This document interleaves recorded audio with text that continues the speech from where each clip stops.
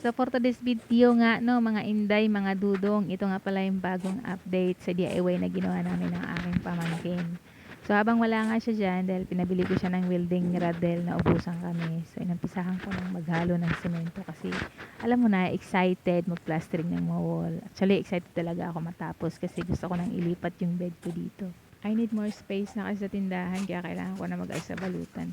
Alam niyo ba, pagka tinitingnan ko yung iba na gumagawa ng ganitong klaseng trabaho, parang ang dali lang niya tingnan. Pero nung na-try ko na ako mismo ang gumawa, hindi pala siya ganun kadali. Sobrang hirap, ang bigat-bigat, tsaka ang sakit sa ano. Mahirap, basta mahirap.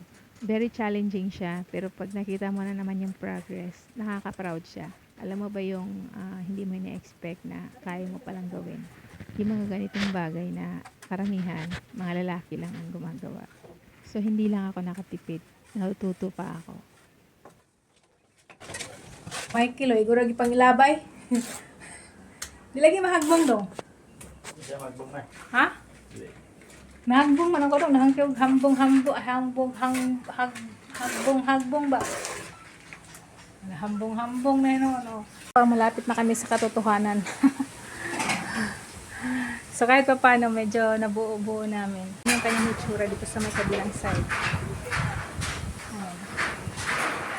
Naman yung hitsura dito sa taas. Yan, alternate namin yung kahoy tsaka bakal. Kasi yung kahoy din namin ipinako yung kisame namin. So lagyan pa namin ng flooring yan. Ang mangyayari kasi niyan, itong hagdan na to, itong ano na to is papatanggal ko para double access dito sa kabila, tapos dito naman